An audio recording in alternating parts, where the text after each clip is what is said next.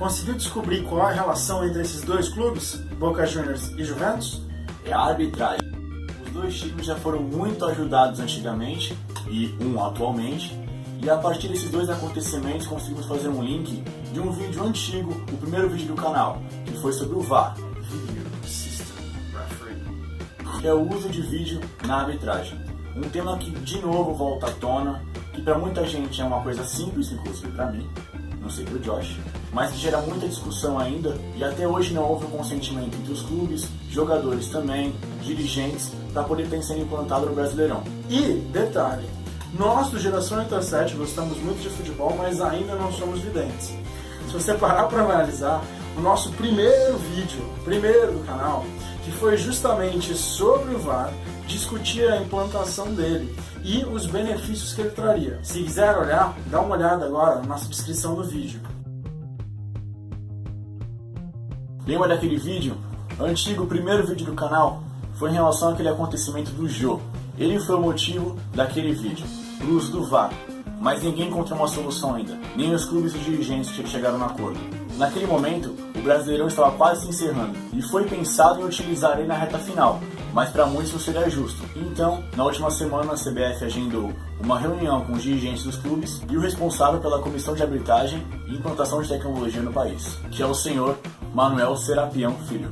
A CBF bem que tentou, mostrou vídeos comprovando a eficácia e até mesmo um relatório do IFAB, órgão que define as regras do futebol no mundo. Contudo, os clubes acabaram não aceitando essa ideia, principalmente pelo custo e pelo seu uso. No entanto, uma coisa não foi muito bem compreendida. A opinião dos cartolas ao sair da reunião foi de que a eficácia desse recurso não havia sido comprovada. Segundo um estudo do próprio IFAB, a eficácia nos casos de possível erro dos árbitros e uso do VAR foi de cerca de 98%.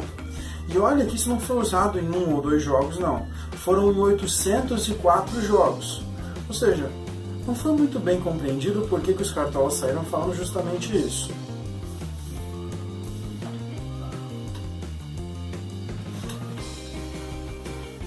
Agora, num ponto, os cartolas até que tinham razão.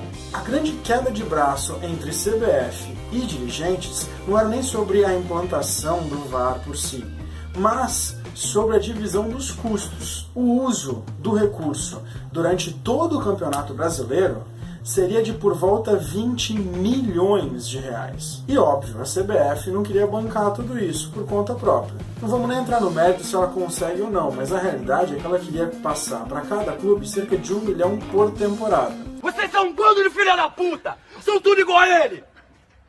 Bando de burguês safado! No final das contas, uma possibilidade foi até a utilização do VAR em somente metade do campeonato, ou seja, o segundo turno. Mas ainda assim o custo seria de quase R$500 mil. E frente a isso, os clubes acabaram não curtindo tanto a ideia. Saindo um pouco do campo financeiro, uma outra crítica muito forte ao VAR é sobre a utilização desse sistema. Primeiro, que ele nunca seria usado em casos subjetivos. Um lance subjetivo é aquele tipo de lance que só é determinado pela escolha do juiz, como por exemplo a marcação de um pênalti ou de uma falta. Um exemplo de um lance que não é subjetivo é a marcação de um impedimento, ou um gol, se a bola passou ou não da linha. Nesses casos, a regra é muito clara, ou é ou não é. Agora, em lances subjetivos, sempre há aquele critério. Será que foi ou será que não foi?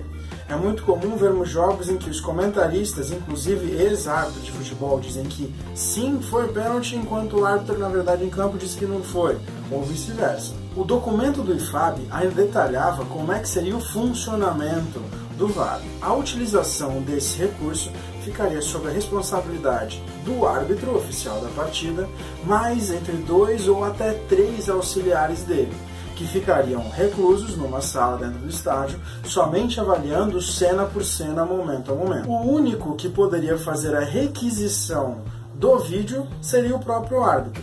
E a ideia é que, tendo somente essas 3 ou no máximo 4 pessoas com possibilidade de utilização desse recurso, é que o erro não seria mantido.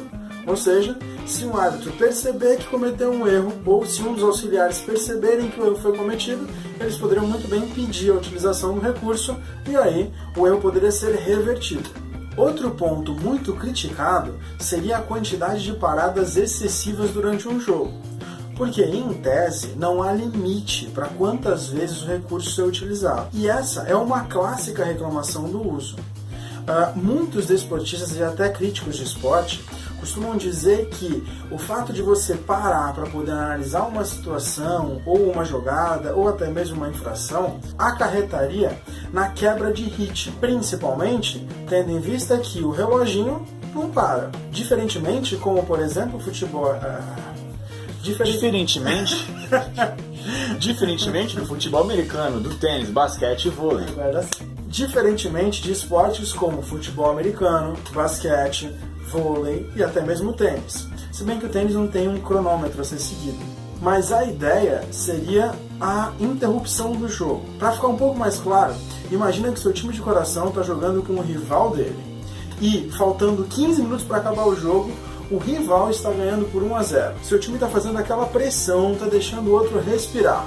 Só que aí o técnico do time rival começa a fazer paradas, como ocorre, por exemplo, no vôlei.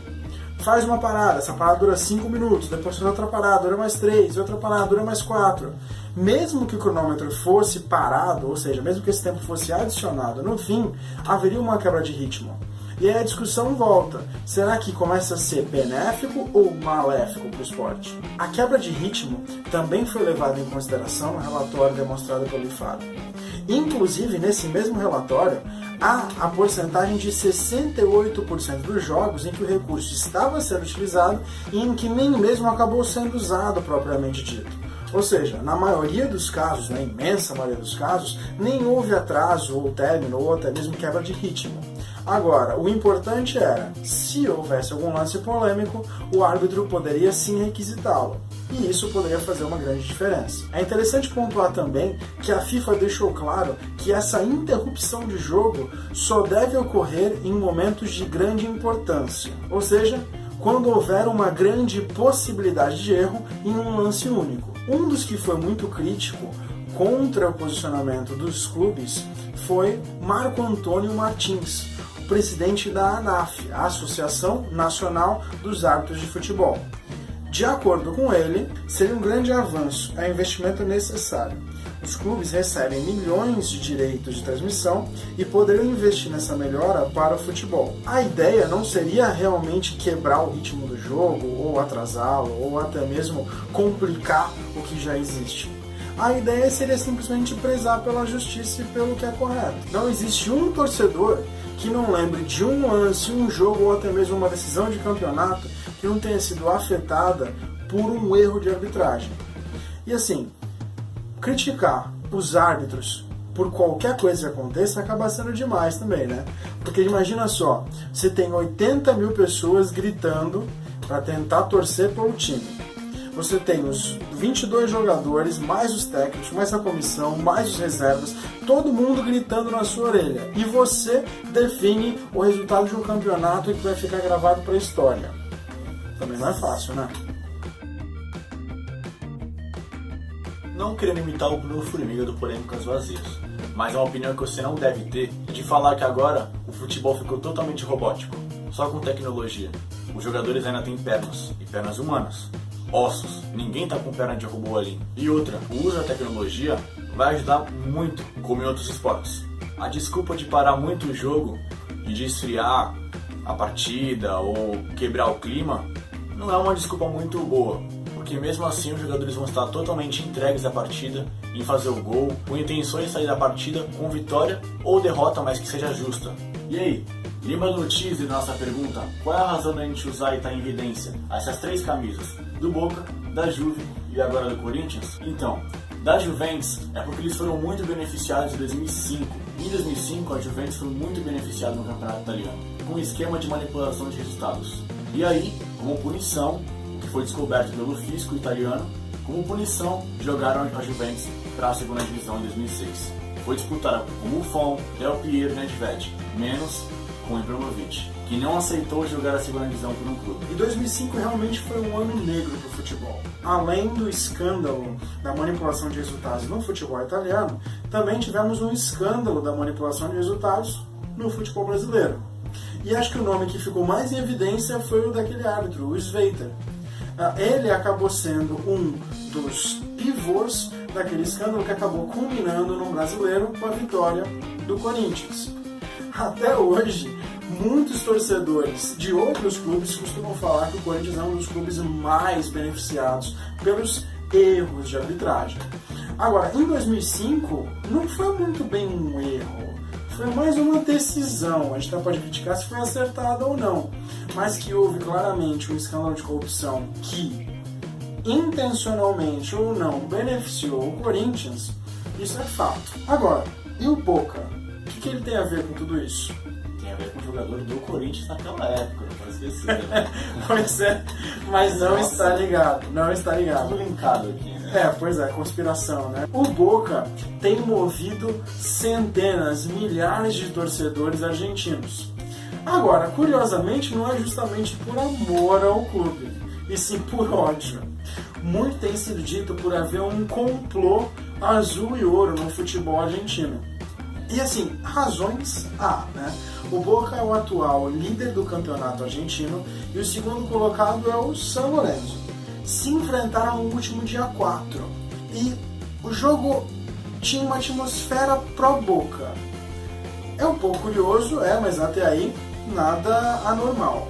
O jogo terminou em 1-1 e todo o time do San Lorenzo, inclusive dirigentes e até mesmo o presidente, saíram do jogo espumando, reclamando de 3 lances. Dentre eles, o gol do Boca, marcado por Tevez, que estava impedido, a segunda expulsão do São Lourenço, que ocorreu em um lance que nem falta foi, o experiente zagueiro Fabrício Colotini sofreu um pênalti que o árbitro não deu. Como se isso não bastasse, muitos na Argentina têm a sensação de que toda a organização do país e do futebol é totalmente boquense. Por que isso acontece? O atual presidente da Argentina, Maurício Macri, é um ex-mandatário do clube. O hoje presidente da AFA, Associação de Futebol da Argentina, Cláudio Chiqui Tapia, reeleito há menos de um ano, é notório torcedor boquense. E, o que é mais chamativo, mesmo com tantas reclamações, Tevez fez aniversário recentemente. A festa dele, como a de um bom milionário, chamou muita atenção. Agora, uma das fotos chamou mais atenção do que deveria. Cláudio Chiqui Tapia estava presente nessa festa, no aniversário dele. E o vice de Tapia, adivinha quem é? Daniel Angelitti. Ele é o atual presidente do Boca.